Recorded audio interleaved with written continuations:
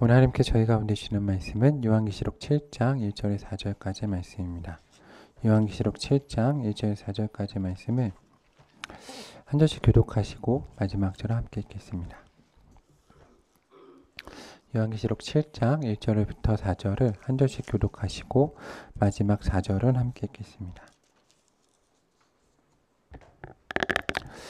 이 일 후에 내가 내 천사가 내 모퉁이에 선 것을 보니 땅의 사방이 바람을 붙잡아 바람으로 하여금 땅에나 바다에나 각종 나무에 불지 못하게 하더라. 또 봄에 다른 천사가 살아계신 하나님의 인을 가지고 해 돋는 데로부터 올라와서 땅과 바다를 해롭게 할 권세를 받은 네 천사를 향하여 큰 소리로 외쳐 이르되 우리가 우리 하나님의 증인들의 이마에 인치기까지 땅이나 바다나 나무들을 해하지 말라 하더라. 내가 인침을 받은 자의 수를 들으니 이스라엘 자손의 각 지파 중에서 인침을 받은 자들이 14만 4천이니. 아멘.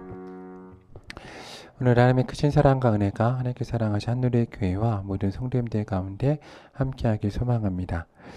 오늘 요한계시록 7장 1절과 4절 말씀은 좀 이해하기 어려운 말씀도 있고 너무 이해하기 쉬운 말씀도 있습니다. 좀 이해하기 어려운 말씀은 7장 1절 말씀을 보면 이 일 후에 내가 내 천사가 땅 내 모퉁이에 선 것을 보니 땅의 사방이 바람이 붙잡아 바람으로 하여금 땅이나 바다에나 각종 나무에 불지 못하게 하더라 라고 말씀하고 있습니다.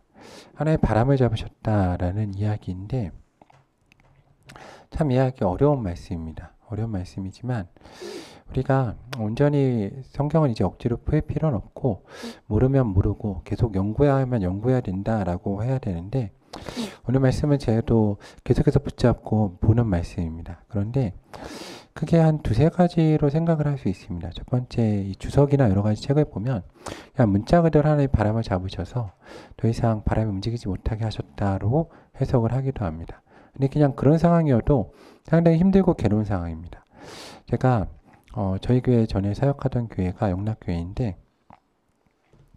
하나님 가운데 늘 기도한 게 있습니다. 저희 자녀들이 어릴 때 교회 마당에서 뛰어노는 경험이 신앙에 상당히 중요합니다. 저도 어릴 때 생각해보면 예전에 말씀드린 것처럼 제 친구가 교회 사차 집사님 아들이어가지고 교회 잔입해서 잘 놀았는데 저희 어릴 때는 교육 좋은 사람들이 그렇게 무서웠습니다. 그렇게 무서워서 예배 시간에 막 예배 못 드리면 뒤에 나가서 손 들고 서 있으라 그러고 막 쫓아내고 그랬습니다. 근데 기억에 저희 교회 뒤에 그 낡은 피아노가 있었는데 거기가 숨바꼭질하기 너무 좋아가지고 그 속에 들어갔다 그렇게 혼났던 기억이 되게 많습니다. 근데 이제 그러면서 교회가 자연스럽게 집처럼 이식되는 경우가 있어서 하나님 저희 자녀도 그런 경험을 했으면 좋겠습니다 했는데 그때 이제 제가 영락교회로 갔습니다. 그래서 영락교회에 저는 교회에서 특히 현대 교회에서 되게 잃어버린 것 중에 하나가 이 광장의 중요함 그리고 이 비어있는 공간의 중요함인데 영락교회가 거의 정말 잘 잡았습니다. 광장 문화를. 그래서 배달 광장이 있고 거기서 아이들이 이제 동네 마당으로 뛰어놉니다. 그래서 저희 집이 또 사택이 그 영락교회 명동 아닙니까? 명동 한복판에 있어서 거기서 이제 살면서 아이들하고 같이 생활을 했는데 참 감사했습니다. 근데 개인적으로 되게 어려웠던 건 있습니다. 어려웠던 건 제가 이제 고향이 인천이어서 인천을 살다 보니까 인천만 해도 아침 저녁으로 바닷바람이 이동이 있습니다. 바닷바람이. 그래서 바다에서 바람이 불어오고 바람이 나가는데 서울 명동은 공기가 순환이 안 됩니다. 그래가지고 그 명동에서만 생활하면 저희는 명동에 하루 종일 있었으니까 정말로 깝깝한 느낌을 받습니다. 그래서 공기 순환이 상당히 중요하다라는 생각을 했습니다. 근데 오늘 말씀에서 특별히 그러면서 이제 신앙생활을 느끼는 것 중에 하나가 이 바람이란 부분이 되게 중요한 게 우리 새롭게 함입니다. 이 말씀을 많이 묵상할 때마다 참 이해하기 어려운 말씀이지만 저는 이 말씀과 함께 빌립에 대한 이야기도 종종 함께 보고 그리고 성령으로 예수님께서 말씀하시기에 성령으로 난 사람은 이제 바람이 임의로 부는 것처럼 그 사람이 임의로 움직임에 어디서 왔다 어디로 갈지 알지 못한다 라고 얘기하지 않습니까? 개인적인 의미로 이 말씀을 많이 묵상합니다. 그러니까 내 삶에 멈추는 게 언제일까? 그러니까 저도 개척을 하고 이제 서울에서 인천으로 내려와야 돼가지고 인천으로 오르락내리락 할 때 하나님의 마음 가운데 계속 묵상시킨 것 중에 하나가 내 마음 가운데서 내 삶에서 성령의 바람에 멈추지 않게 하라라는 말씀을 상당히 많이 묵상했습니다. 그러니까 목회를 하거나 우리 삶을 살면서 이 빌립 같은 경우를 보아도 이 사도행전 말씀을 보면 이 빌립이 스데반의 순교 이후에 이제 사마리아 땅끝까지 가서 복음을 전할 때 이제 사도행전 8장 27절 말씀에 보면 그가 이제 광야로 가라라는 그 말씀에 따라서 그가 이제 광야길로 내려가는데 그 가운데에서 에디오페 사람 간다게를 만납니다. 근데 그 가운데 이제 성령이 중심에서 말씀하셨다고 기록되어 있죠. 가까이 가라. 그래서 그가 가까이 가서 이사야 글을 읽는 것을 보고 올라가서 너가 읽는 걸 깨닫느냐라고 하니까 못 깨닫는다. 그래서 이 내시가 그를 초청하여 드리고 그 말씀을 함께 읽고 예수 그리스도에 대한 그 양에 대한 말씀 아닙니까? 그래서 그 말씀을 읽고 그러니까 즉시로 세례를 받고 또 성경에 기록되기를 8장 39절 말씀을 보면 둘이 세례 이후에 물에서 올라오는데 주영이 빌립을 이끌어 감으로 둘이 그것도 내시는 가던 길을 기쁘게 가고 그를 다시 보지 못합니다. 그리고 빌립이 계속 이어서 이제 빌립은 아소도에 나타나 여러 성을 지나 복음을 전해서 가이사라까지 내려갑니다. 하나님이 일의 역사를 그 가운데 준비하는 거죠. 우리 가운데 이 성령의 바람에 우리가 민감해야 됩니다. 아직은 왜냐하면 하나님 우리 가운데 성령의 시대를 허락하셨기 때문에. 근데 언제까지 허락하시겠습니까? 예수 그리스도님이 다시 오시는 재림의 시대에는 성령의 시대는 이제 마무리가 되고 심판주 예수님이 오십니다. 그 전까지는 우리가 성령에 따라 이끌려 가야 되는데 이게 상당히 어렵습니다. 왜 어렵냐면 제가 오늘 중고등부 예배 때도 설교를 했는데 이 성령이 우리 가운데 바람으로 같이 불고 우리 가운데 세미하게 말씀하시는데 성령의 음성을 듣는 것이 훈련이 되어 있지 않으면 들을 수가 없습니다. 이게 상당히 어렵습니다. 성령의 음성이.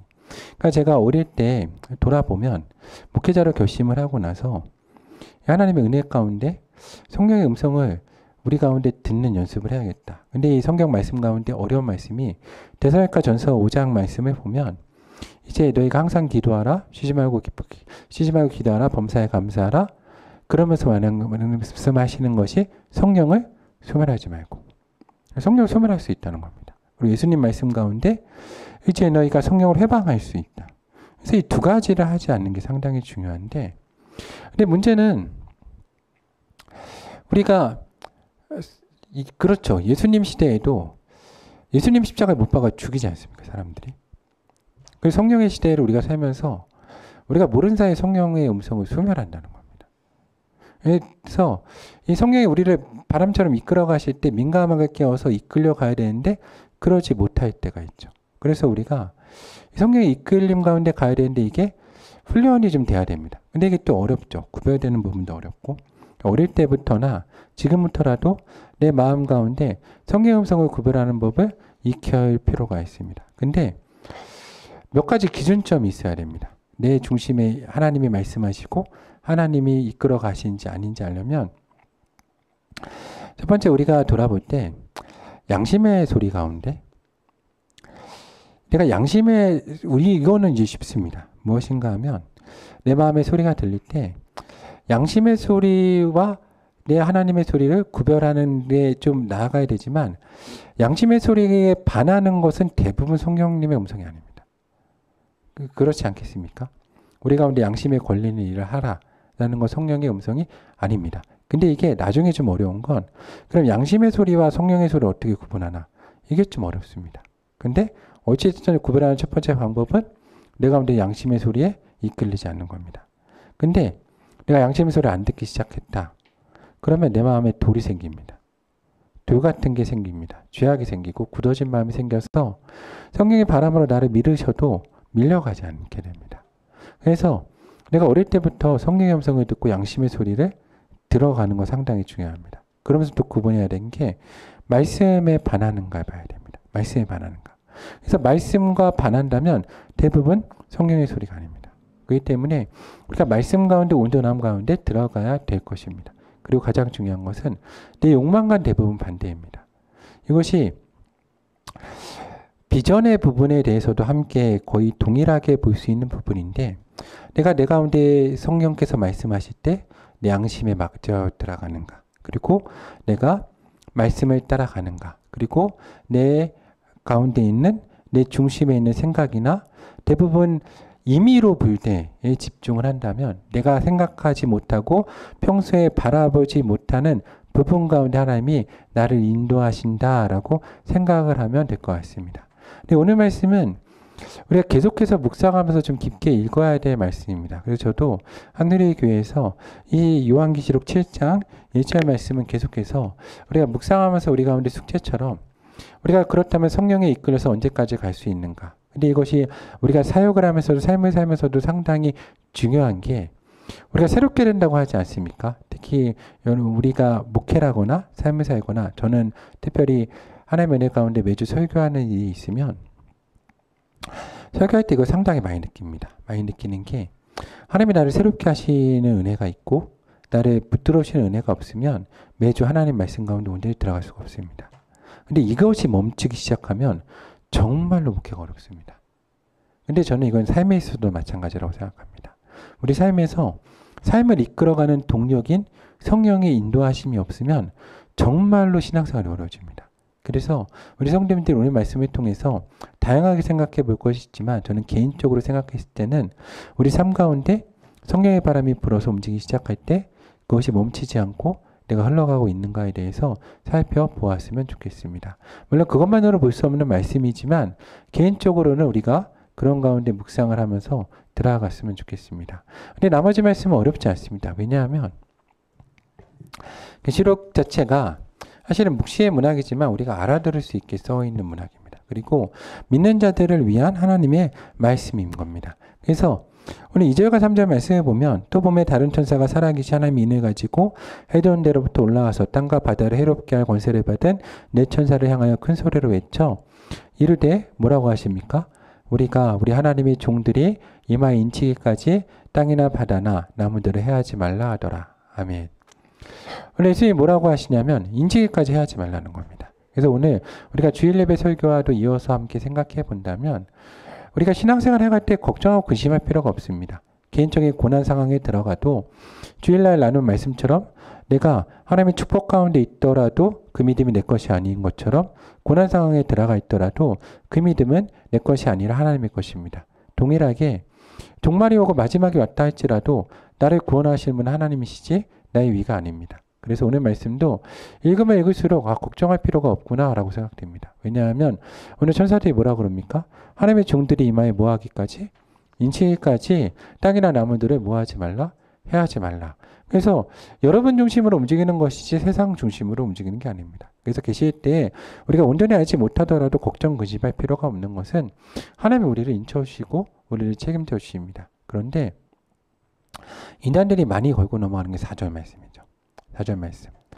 특히 신천지에서 많이 걸고 넘어가는데 14만 4천에 대해서 걸고 넘어갑니다. 사실은 너무나 성경을 모르고 지식이 없어서 기본적인 것도 계산을 못해서 그렇습니다. 그게 상징성인데 임의로 계산하는 거죠. 그래서 신천지에서 이걸 가지고 선교를 많이 하면서 14만 4천 명이 넘기면 예수님이 오실 것이라 그랬는데 이미 신천지가 14만 4천 명이 넘어갔습니다. 참 대단하죠. 그런 거 보면. 이단도 능력은 있습니다.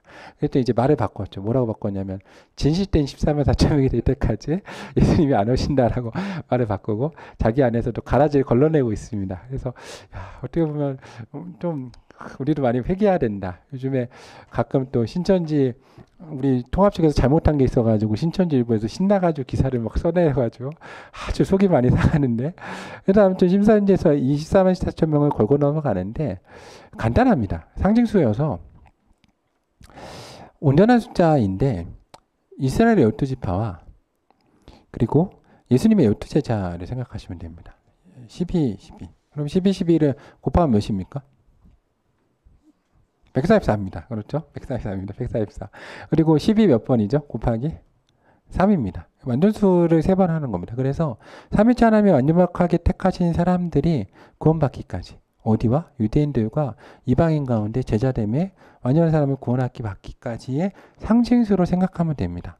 뭐 다른 걸 나타낼 수도 있습니다. 우리의 지식 한계 때문에 절대적이다라고 말할 수 없습니다. 그렇지만 하나님이 택하신 자들, 하나님의 오늘 우리가 요한계시록 읽으면서 계속 말씀하고 주일날로 나누는 것처럼 구원의 영역은 누구한테 있습니까? 하나님께 있습니다. 뭐 오늘 성경에 이렇게 써있다 그래도 우리가 말은 잘해야 되지만 하나님이 14만 4천 명에서 한 명 넘기신다 그래도 하나님 뜻이 우리가 뭐 토로를 할 수 있는 건 아닙니다. 그래서 이 숫자에 연연하신 게 아니라 하나님이 우리를 구원하신다. 그리고 그 가운데 완벽하게 하나님 우리를 택하신다에 집중해야 됩니다. 그런데 이단은 조심해야 됩니다. 오늘 말씀에서 물론 우리가 하나님이 어떤 경우도 용서하십니다. 제가 목회를 하면서 만난 경우는 어떤 경우도 용서하시는데 제가 목회하면서 가장 쉽지 않다는 경우가 두 경우입니다. 뭐냐 면 이단하고 동성애입니다. 이단하고 동성애를 우리가 정말로 조심해야 됩니다. 왜냐하면 하나님이 싫어하시는 죄라는 게 있습니다. 싫어하는 거. 그렇지 않습니까? 우리도 싫어하는 게 있지 않습니까? 하나님이 싫어하시는 게 있습니다. 이 두 가지가 왜 하나님이 싫어하시냐? 첫 번째는 하나님이 창조되심을 거부하고 거기에 대해서 부정하는 게 동성애입니다. 그래서 우리가 조심해야 됩니다. 그런데 우리가 동성애 잘못 말하는 거 있습니다. 뭐라고 말하면 우리가 왜 문제가 되냐? 더럽다라고 말해서 문제가 됩니다. 동성애한테 우리가 동성애한테 더럽다라고 그러면 동성애가 우리한테 뭐라고 그러냐면 너네가 더 더럽다 그럽니다. 그러면 우리가 할 말이 없죠. 왜냐면 우리가 더 더러우니까. 그렇게 하면 안 되고 죄인이다 그래야 됩니다. 죄인이다. 회개해라. 회개해라. 회개는 안 하는 겁니다. 돌이키는 거죠. 하지 않는 겁니다. 하지 말아야 됩니다. 죄입니다. 하나님 싫어하십니다. 그리고 이단도 싫어하십니다. 특히 이단에서 싫어하시는 이유는 성경을 많이 읽어보면 거짓됨과 거짓 사비가 사탄이고 거짓됨 신천지교는 말도 안 되지 않습니까? 이 거짓으로 들어가서 말도 안 되게 그런 교리를 가지고 있는데 특히 거짓됨 그리고 음행에 대한 부분과 연결돼서 그렇습니다. 뭐냐면 신뢰관계가 깨집니다. 하나님과의. 그러지 않습니까? 우리가 부부관계에 있어서 중요한 건 신뢰관계인데 그 부부관계에 있어서 우리가 음행을 한다 그러면 돌이키고 회개해도 그 가운데 신뢰관계가 깨집니다. 돌이키기 정말 어렵습니다. 그래서 정말 조심해야 됩니다.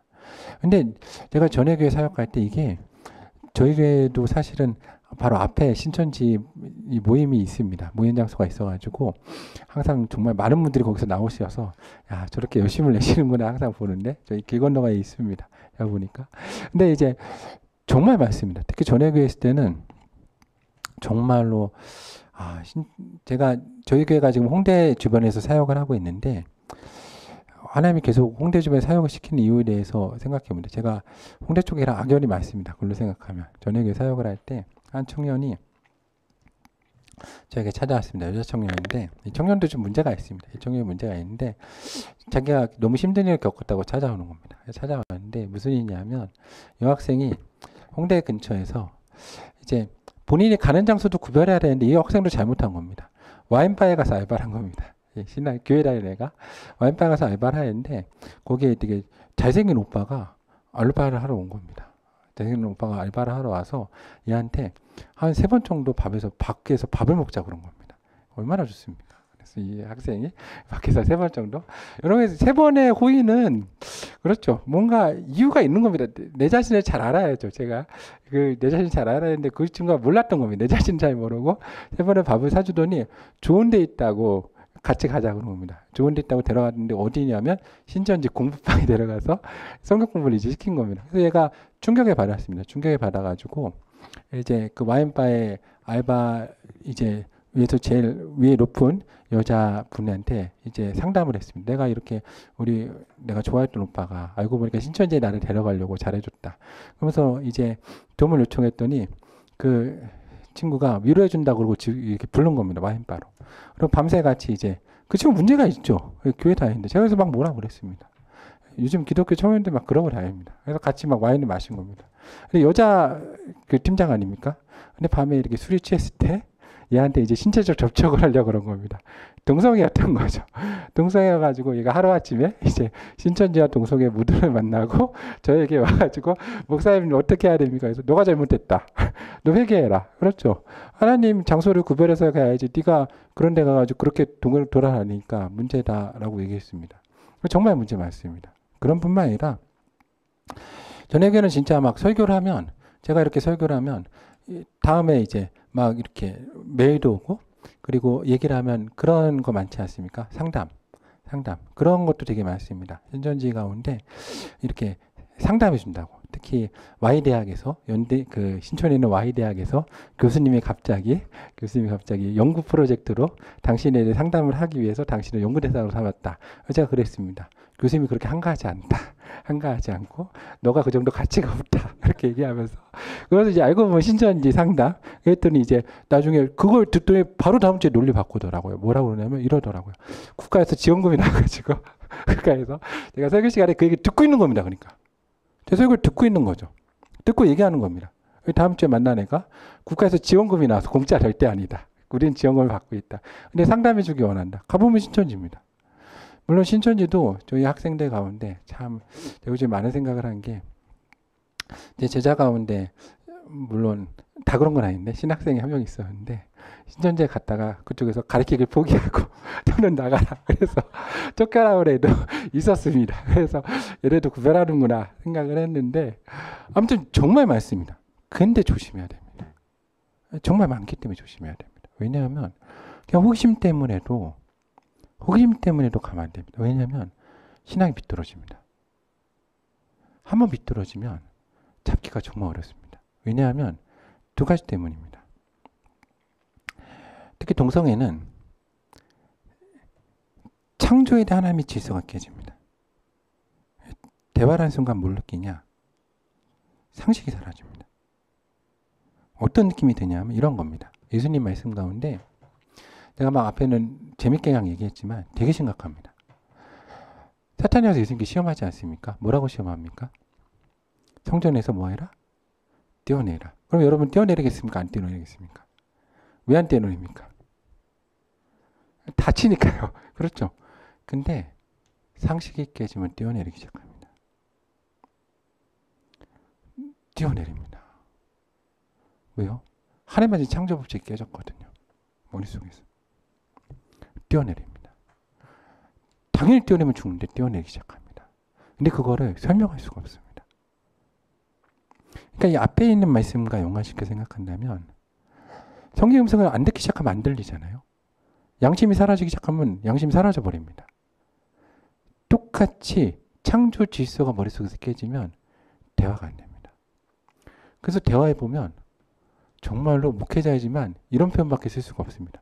사람이 정말 어떻게 될 것 같습니다. 왜냐하면 어제 내가 얘랑 분명히 얘기를 했는데 오늘 와보면 다른 얘기를 하고 있고 딴 사람이 앉아있나 정말로 힘듭니다. 특히 동성애의 기쁨이 정말 강합니다. 그래서 절대로 하나님의 창조 질서에 반하는 삶을 살면 안 됩니다. 내가 완전 망가집니다. 내 삶이. 창조가 완전 다 깨집니다. 그래서 신앙적으로 온전히 되기 정말 어렵습니다. 회개하더라도. 그래서 동성애 같은 부분은 우리 특히 성인 성도님들이 정말 많이 기도해 주셔야 됩니다. 회개하면 구원받습니다. 저는 구원을 부정하지 않습니다. 회개하면 구원을 받는데 회개를 해도 온전함이라는 게 너무 어렵습니다. 왜냐하면 앞에 있는 얘기랑 같은 얘기인 겁니다. 우리가 어릴 때부터 양심의 소리를 안 듣기 시작을 하고 성령 음성을 안 듣기 시작하면 나중에 이게 들리겠습니까? 안 들리잖아요. 그렇지 않습니까? 제가 우리나라 영화 가운데 제가 우리 중고등부 애들 가운데 항상 그 얘기를 합니다. 제가 대학 다닐 때 20대 초반에 전철 타면 너무 스트레스 받았던 게 있습니다. 뭐냐면 아무리 줄을 서도 이 줄을 뚫고 들어가시는 분들이 계십니다. 누구십니까? 할머니 할아버지들은 그냥 뚫고 들어가십니다. 제가 이게 도대체 이해가 안 갔습니다. 왜 그러실까 도대체. 근데 제가 영화 하나보다 통곡하고 얘기했습니다. 제가. 뭐냐면 국제시장 보고. 일사부터 때 장면 보셨습니까? 줄 서면 죽는 겁니다. 줄 서면 죽습니다. 내가 줄 서면 내 가족 죽습니다. 줄 서면 안 됩니다. 거기선. 그게 상식인 겁니다. 거기선 줄을 서는 게 상식이 아닙니다. 내 가족을 살리기 위해서 나는 줄을 서지 말아야 됩니다. 그게 상식입니다. 그걸 익히신 겁니다. 그래서 그 나이 때 우리가 뭐라고 하면 안 됩니다. 제가 그랬습니다. 그 나이 때는 뭐라고 하면 안 된다. 왜냐하면 그분들은 가족을 살리기 위해서 내가 살기 위해서 쇠치게 하신 겁니다. 그게 옳았습니다. 그게 옳다는 게 아니라 그렇게 살아서 살리신 겁니다. 내가 욕을 먹더라도. 이게 상식이 깨진 거의 무서움입니다. 전쟁을 경험한 세대이죠. 그래서 우리가 그분들은 우리가 이해해 드려야 됩니다. 근데 동성애 다른 얘기입니다. 이렇게 깨져버립니다. 그게 공동체 안에 들어오면 교회 공동체가 아주 이상해집니다. 뭔가 들어가면 이상합니다. 근데 되게 많습니다. 의외로. 이 부분 정말 그래서 기도 많이 해야 됩니다. 그리고 이단 부분. 똑같습니다. 그러지 않습니까? 우리가 상식적으로 이 상식이라는 부분이 정말 어려운 겁니다. 이 요한계시록과 이 성경을 읽을 때 상식으로 읽으면 너무 쉬운 겁니다. 그렇지 않겠습니까? 근데 상식이 깨지면 너무 어렵죠. 근데 생각해 보십시오. 한 사람이 한 사람을 사랑하고 내가 그 가운데 음행을 하지 않고 평생 산다는 거 상식입니다. 이게 쉽습니까? 정말 어렵습니다. 정말 쉽지 않습니다. 이건 하나님의 은혜가 아니면 안 됩니다. 물론 내가 이 성경에서도 그렇고 지금 현대에 있어서도 폭력이나 외도나 그런 걸로 인해서 어쩔 수 없이 고통 가운데 있는 분들이 있습니다. 그것 말고 내 가운데 그런 성적인 범죄나 성적인 외도, 내 중심으로 돼서 움직인 부분에 대해서는 정말 앞에 철저하게 회개하고 그러지 않으면 왜냐하면 영적으로 열리는 부분이 있습니다. 근데 영적인 부분으로 안 따지더라도 간단하지 않습니까? 우리 삶에서 요즘에 AI 시대와 빅데이터 시대에 사는데 저는 이걸 보면서 되게 재밌다 생각합니다. 우리 신앙하고 되게 비슷하거든요. 어떤 부분이 비슷하냐? 아침에 여러분이 검색창에다가 그냥 검색창에 아무 생각 없이 내가 오늘 살 구두를 한번 딱 검색을 눌러보십시오. 그리고 하루 종일 핸드폰을 보십시오. 여러분의 인터넷이나. 그럼 이제 빅데이터나 AI가 여러분을 전부 다 이 서칭하고 여러분을 서칭합니다.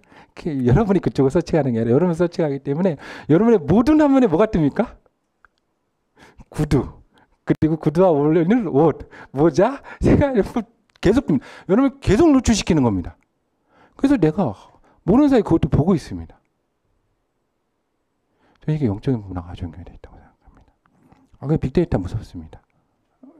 내가 물론 이거 뭐 이상한 얘기를 하는 게 아니라 그런 구조로 가는 겁니다. 여러분이 그래서 이런 쪽에 빠져 있으면 뭐만 보이겠습니까? 그쪽만 보입니다. 그러고 그쪽에 빠져들면 문제가 뭐냐? 상식이 깨집니다. 말도 안 되는 일을 하기 시작을 하죠. 교회에서. 제가 정말 교회에서 말도 안 되는 얘기를 너무 많이 들어가지고 예전 교회에서 이제 우리 교회는 없으니까 이제 편하네요. 다 역사하니까 이런 얘기 편하게 할 수 있어서 예전에 청년 한 명이 저를 찾아왔습니다. 청년에 예전에 우리 교회 정말 교회 여러분 기도 많이 해야 됩니다. 우리 교회도 정말 기도 많이 해야 되고 그런데 예전에 그 성적으로 이렇게 학생들이나 청년들한테 교회 안에서도 이게 거래가 있었습니다. 거래. 그게 이제 교회에서 좀 심각한 문제가 있었습니다. 근데 모르죠. 사람들은. 믿습니다. 근데 그분들이 저를 찾아서 여자 청년이 저한테 와서 상담한 내용인데 뭐라고 그러냐면 그 얘기를 꺼낸 게 아니라 이제 제가 딱 얘기를 들어보니까 그 얘기를 하는 겁니다. 무슨 얘기를 하냐면 이런 얘기합니다. 룻하고 보아스에 있어서 이 룻이 보아스를 선택한 게 도움을 받은 거랑 무슨 차이가 있냐라고 물어보는 겁니다. 이거 어떻게 생각하십니까, 목사님? 근데 이거를 배경을 모르면 이거 무슨 얘기 하나 그러죠. 근데 저는 청년부 사역해서 얘가 무슨 얘기 하는구나 뻔히 알고 너 그 얘기 누가 심어줬냐? 라고 물어봤습니다. 왜냐면 개머리에서 그게 나올 수가 없거든요. 걔가 그 성경을 어떻게 알겠습니까? 청년이?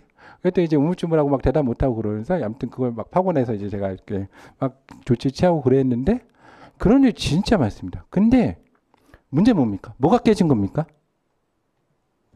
상식이 와장창 깨져버린 겁니다.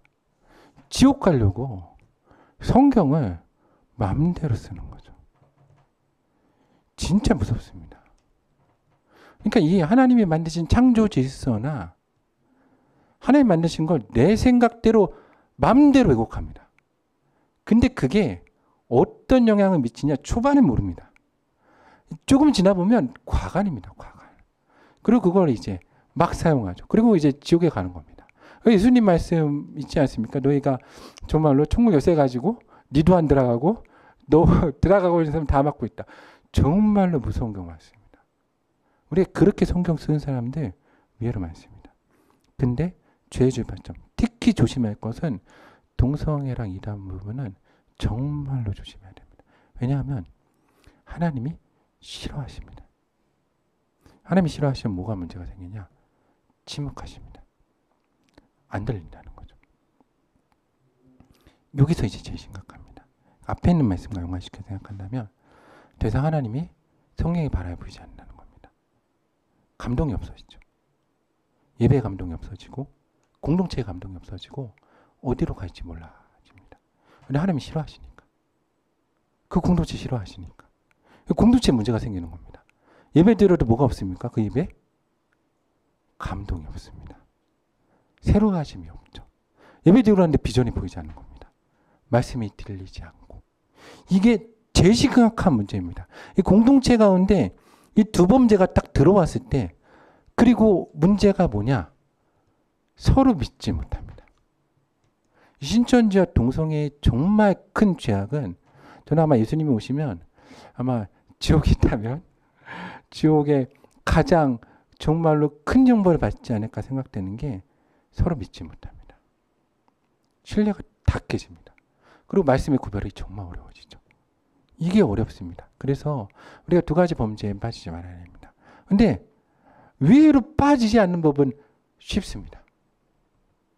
의외로 쉽습니다. 무엇입니까? 상식대로 하면 됩니다. 상식대로 하면.